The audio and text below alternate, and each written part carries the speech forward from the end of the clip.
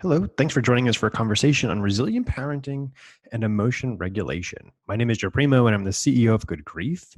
This conversation is going to offer you tools on teaching your child to self regulate in times of stress and adversity so that they are empowered to regulate their emotions in the future.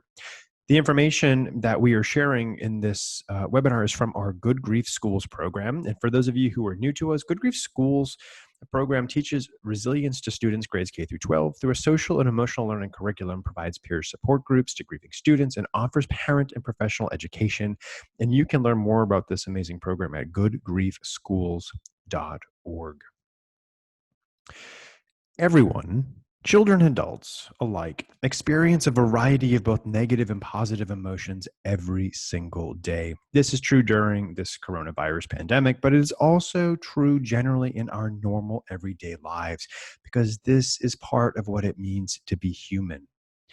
An essential life skill that all individuals need to develop is the ability to regulate one's fluctuating emotions in order to thrive in school, work, relationships, and life. And as a parent, you can help your child to learn to self-regulate so that they can navigate through challenging and adverse situations. So, what is emotion regulation? It's the ability to manage your emotions and behavior in a way that aligns with what is needed in any given situation. For example, when a child is at school, the environment expects the child not to throw a fit when they are angry, scream at the teacher when they get a bad grade, or hit other children on the playground when they don't get their way. Now, a child might feel the desire to do these things, but it's emotion regulation that manages those feelings to align their personal goals and with what the environment demands and expects of them. And in a very similar way, when you go to work, there are expectations for how you manage your own emotional reactions and triggers in appropriate ways. We might feel like yelling at a coworker, but it's emotion regulation that keeps us from doing it so that we can have a constructive workplace. So, whether it is done consciously or not, people engage in regulation or coping to manage difficult emotions all the time. Sometimes we're fortunate and are prone toward healthy coping strategies, but we can easily fall into unhealthy responses as well. Helping your child develop healthy emotion regulation strategies starts with you learning about how emotion regulation works. And then through practice and patience, teaching your child how to build this skill in order to choose healthy responses to strong emotions. So, how can you begin to teach your child emotion regulation? Well, you can start by teaching at a very young age. Tantrums and emotional outbursts generally start between 1 to 2 years old, and I think we've all heard of the terrible twos. So, children, teenagers, and adults will struggle with emotion regulation. Again, that's just part of being human because we all experience situations that trigger stress, anger, sadness, grief, and overwhelm us.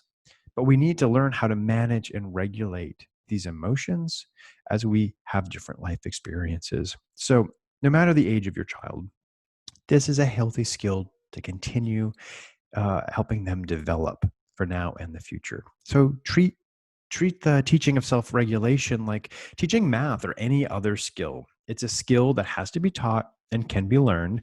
And when we understand it in this way, rather than simply labeling a behavior as bad, this is going to change our outlook on how we approach a behavior. So, the first thing you can start doing is tracking specific situations that seem to consistently act as a trigger for strong emotional responses from a child, right? That could include fear or anger. So, perhaps your child dislikes brushing their teeth, and every time you ask them to brush their teeth, they have a strong reaction to that. Start by taking note of this reaction. Don't try to fix it yet. Um, Make a mental note and see if this becomes a trend. And every time you ask them, is this how they respond? Is the brushing of teeth what leads to a meltdown? One way that children and teenagers can regulate their emotions is by avoiding situations that bring up strong emotions. So, in our brushing teeth example, the child might just want to skip over brushing teeth altogether. And this is what psychologists are going to call situation selection. In other words, selecting out of a situation.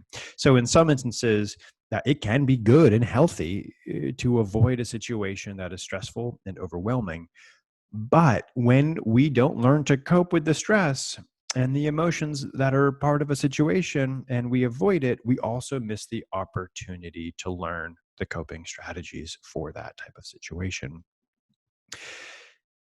Children and teenagers, of course, learn to regulate emotions through exposure and practice. So rather than avoiding every situation that might bring up a tantrum, it's best to just step forward and engage that situation and the child uh, with the intention that you're going to help your child by supporting them in their building of skills. And they build those skills by working through the situation. And let's be honest, there are going to be so many situations in their lives, like brushing their teeth, that bring strong emotional responses that cannot or should not be avoided. So now that you've tracked your child's response and a meltdown around brushing their teeth, you're now going to choose to engage it rather than avoid it because we know that brushing their teeth is important to staying healthy. So now what are you going to do? Well, let's develop a plan and do that through what we call scaffolding their learning. That simply means that you have to help your child slowly build up their skill set over time. So, building upon one skill after another and after another. And I want to recommend 6 steps for you to follow. And this can work with a child or a teenager, regardless of any situation. So, step one, anticipate and communicate upcoming situations. Share with your child that the situation is going to happen any minute now. So, back to the example of brushing their teeth, give them a 5-minute warning that soon you're going to ask them to brush their teeth. And this is going to give them the time to transition smoothly into that activity. Second, change the situation or their thinking about the situation. So, when you go to brush your teeth, try and change the environment by turning it into a game or singing a song or allowing them to brush their teeth in a different location. Slow down. If your child has a strong emotional response, start by slowing yourself down. Do not overreact to it, but rather just pause before you respond. Then ask your child to slow down with you. And if it's helpful, maybe hold them or hug them as you're slowing down together. Step 4, identify emotions. So, next, ask your child to identify the emotion that they are currently feeling. For a young child, work with your child to develop a list of coping options, right? Strategies that they can use in other situations.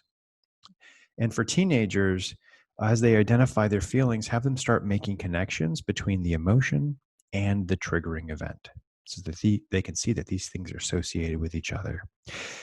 Step 5, communicate emotions. It's a very simple step, but an important one for young children to learn is once your child has identified the emotion they feel, teach them to communicate it in healthy, constructive ways.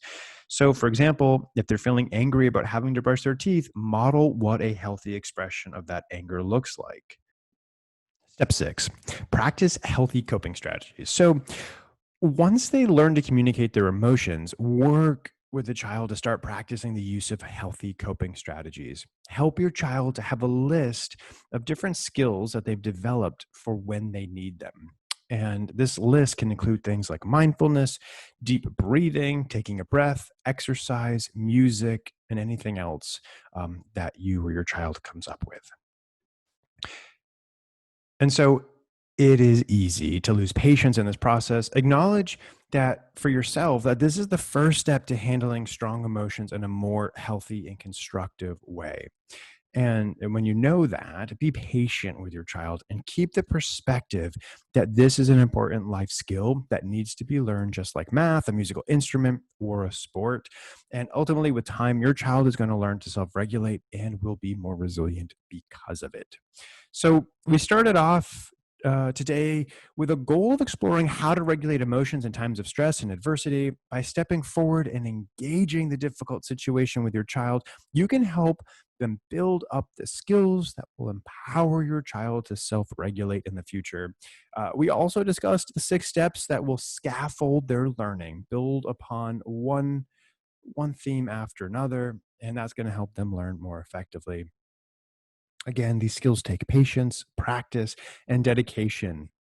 So keep showing up and keep engaging in this process to help your child develop the ability to regulate their own emotions. And when you do, you will find that they will become happier, healthier, and more resilient humans who can thrive through adversity.